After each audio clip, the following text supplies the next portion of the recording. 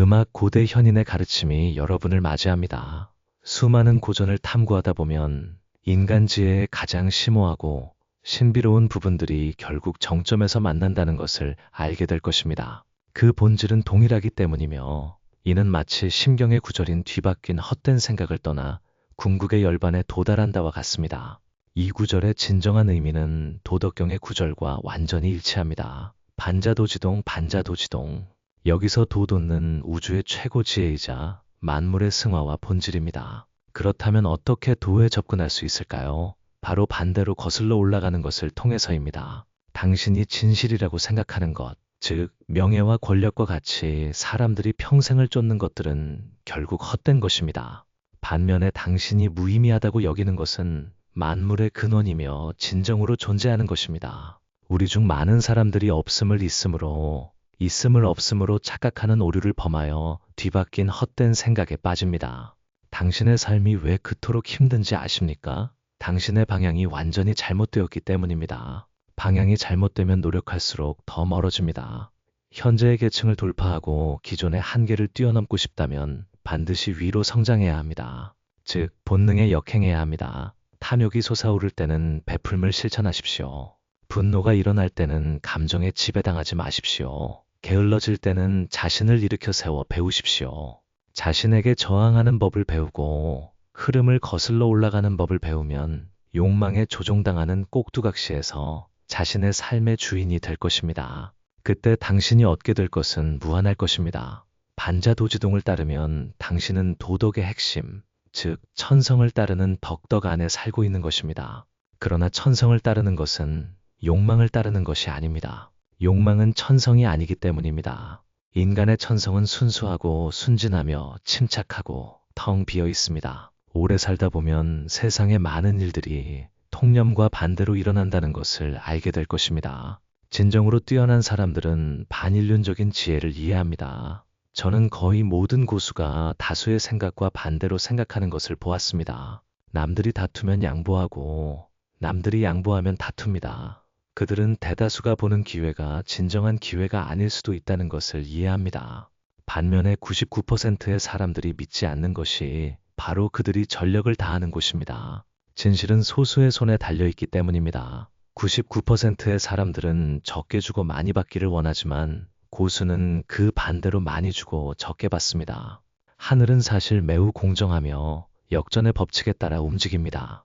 당신이 더 많이 줄수록 더 많이 갖게 됩니다. 당신이 더 탐욕스러울수록 더 많이 잃게 됩니다. 도덕경에는 기위인, 기여유, 기여인, 기유여, 기위인, 기유여라고 쓰여 있습니다. 즉, 당신이 다른 사람을 더 많이 도울수록 당신은 더 부유해집니다. 더 많이 줄수록 더 많이 얻습니다. 이것이 바로 작은 것을 버려 큰 것을 얻는 도리이며, 버리지 않으면 얻을 수 없습니다. 진정으로 지혜로운 사람은 가장 고차원적인 반인륜성이란 바로 버림, 즉 많이 주고 적게 받는 것, 항상 다른 사람에게 이익을 주고 자신은 손해를 보는 것이라는 것을 이해합니다. 그것이 바로 보시입니다. 선한 마음을 갖고 기꺼이 베푸는 사람은 물질적인 부후, 법적인 지혜, 삶의 건강을 얻을 것입니다. 보시는 인간 본성의 악을 해독하는 해독제이자 불을 축적하는 비법입니다. 그러나 이러한 지혜는 중상위 계층의 사람들만이 이해할 수 있습니다. 기억하십시오. 더 많이 버릴수록 더 많이 얻고 더 많이 얻을수록 더 많이 버려야 합니다. 반대로 더 탐욕스러울수록 더 많이 잃고 더 많이 잃을수록 더 많이 탐합니다. 반자도지동, 약자도지용, 반자도지동, 약자도지용, 만물생자유, 유재생자무, 만물생자유, 유재생자무. 평범해 보이는 몇 마디 짧은 말 속에 무한한 지혜가 숨겨져 있습니다. 만약 당신이 진정으로 깨달았다면 당신은 도를 이해하는 사람들의 반열에 들어선 것입니다. 그렇다면 반자도지동, 약자도지용을 어떻게 올바르게 이해해야 할까요? 도의 운행 법칙은 바로 반반입니다. 부드럽고 약한 상태에서 도는 최상의 효과를 발휘할 수 있습니다. 천하 만물은 있음에서 생겨나고 있음은 다시 없음에서 생겨납니다. 도의 법칙은 두 가지 대립되는 특성 사이에 항상 운동과 변환이 일어나고 한계점에 도달하면 처음으로 되돌아가 끊임없이 예를 들어 태양은 떠올라 점점 강해져 정오가 되면 약해져 저녁이 되고 끊임없이 반복됩니다. 인간의 생로병사도 이 법칙을 따릅니다. 둘째, 순환 법칙은 한 번의 운동으로 끝나는 것이 아니라 끊임없이 회전합니다. 노자는 만물병작, 오이관복, 만물병작, 오이관복, 즉 만물은 자연스럽게 자라납니다. 나는 그 반복을 관찰한다고 말했습니다. 우리는 유형적인 것에만 주의를 기울일 것이 아니라 무형적인 것을 중요하게 여겨야 합니다. 돈은 볼 수도 없고 들을 수도 없고 잡을 수도 없기 때문입니다. 그러므로 사람은 분수를 알아야 하고 지나치거나 억지로 구하지 않아야 합니다. 지나치면 오히려 역효과를 낳습니다. 노자가 말했듯이 지이영지부력이 즉 지나치게 강요하는 것보다 적절한 시기에 포기하는 것이 낫습니다. 도의 역조절 법칙을 명확히 이해하고 부드러워야 하고 굳세지 않아야 하며 자연에 순응해야 하고 과장하거나 횡포를 부리지 않아야 합니다. 반대로 지나치게 행동하거나 지나치게 추구하면 부정적인 결과로 이어질 것입니다. 셋째, 강할수록 약함을 알아야 합니다. 더 유능한 사람일수록 더 부드러운 태도를 취하는 법을 압니다. 삶은 마치 엔트로피 법칙에 저항하는 것과 같습니다. 모든 것은 항상 혼란과 쇠퇴를 향해 나아갑니다.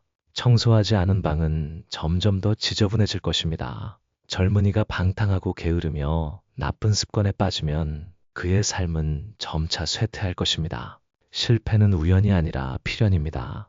그러므로 삶은 흐름을 거슬러 올라가 엔트로피 법칙을 뛰어넘어 운명에 굴복하지 않는 여정입니다. 생명이란 무엇일까요? 생명이 상처를 본질로 삼는다고 말할 때 그것은 삶 속에 항상 모순이 존재하며 모순이 없으면 발전할 수 없다는 의미입니다. 강함과 약함 사이의 모순과 같습니다.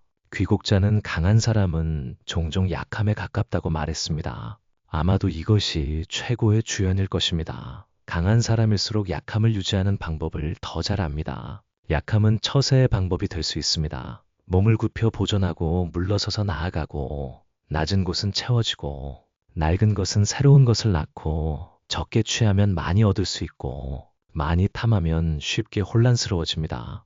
우리는 이 법칙을 적용하여 사람을 대하고 세상을 살아가는 방법을 지도할 수 있습니다. 무언가를 줄이려면 먼저 확장해야 합니다. 무언가를 약화시키려면 먼저 강하게 만들어야 합니다. 무언가를 버리려면 먼저 발전시켜야 합니다. 무언가를 빼앗으려면 먼저 주는 것부터 시작하십시오. 사물이 그 반대편으로 변환되도록 자발적으로 이끄십시오. 마침내 주관적인 소망을 원만하게 달성하십시오. 울리려면 가라앉히고 팽팽하게 하려면 풀고 높이려면 낮추고 가지려면 주십시오.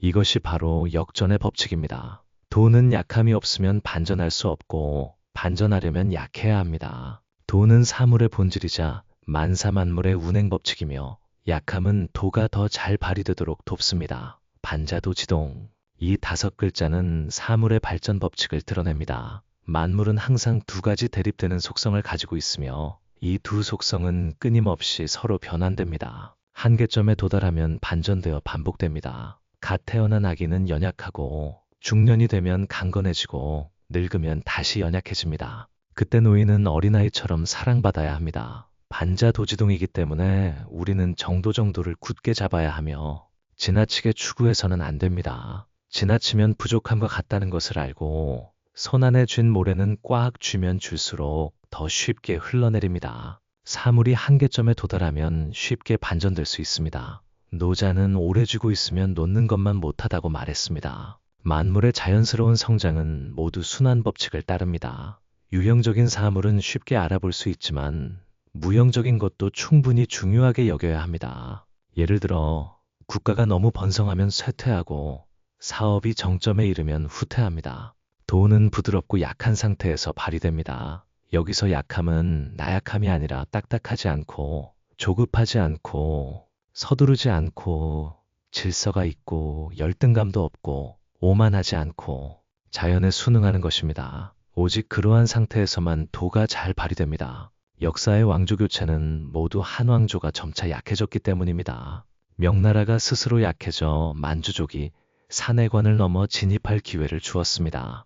청나라도 처음에는 강성했지만 최선을 다해 일하고 결과에 집착할 필요는 없습니다 하는 것으로 충분하고 다툴 필요는 없습니다. 되면 인연이고 안 되면 운명입니다. 평온하게 대면하고 기꺼이 받아들이십시오. 과거에 슬퍼하지 않아야 삶의 선물을 받을 수 있습니다. 소위 없음은 없는 것이 아니고 있음도 확실히 있는 것이 아닙니다. 없음과 있음은 도의 두 가지 상태입니다. 때로는 없음이고 때로는 있음입니다. 물질이 실제로 존재하지만 우리는 그것을 감지할 수 없으면 그것은 없음입니다. 물질이 존재하지 않는 것처럼 보이지만 다른 방법으로 감지할 수 있다면 그것은 있음입니다.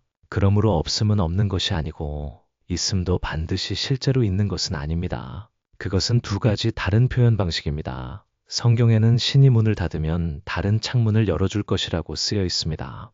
노자는 부은원각 복귀기근 부은원각 복귀기근, 즉 만물은 결국 뿌리로 돌아간다고 말했습니다.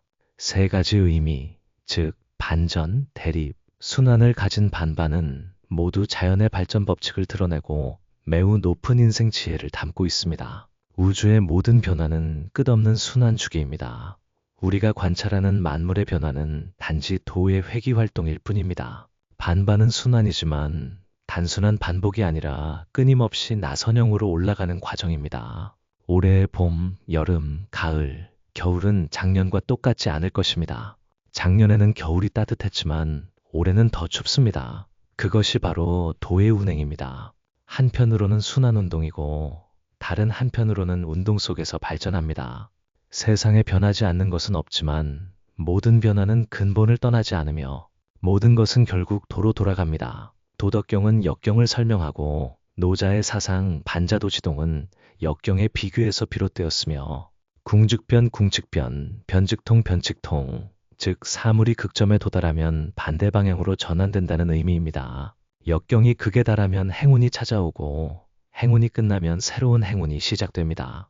그러한 의미에서 반자도지동은 인간의 정신력입니다. 짧은 인생에서 10가지 중 8, 9가지는 뜻대로 되지 않고 역경과 고난을 피할 수 없습니다. 어떻든 생명을 소중히 여기십시오. 반자도지동의 법칙을 굳게 믿으십시오. 그것은 우리에게 나쁜 일이 극에 달하면 빛이 앞으로 나타날 것이라고 알려줍니다. 전환점은 종종 조금 더 노력하는 데 있습니다. 모든 것이 잘 될 것이라고 믿으십시오. 그러한 믿음으로 인생에는 넘을 수 없는 고비는 없을 것입니다.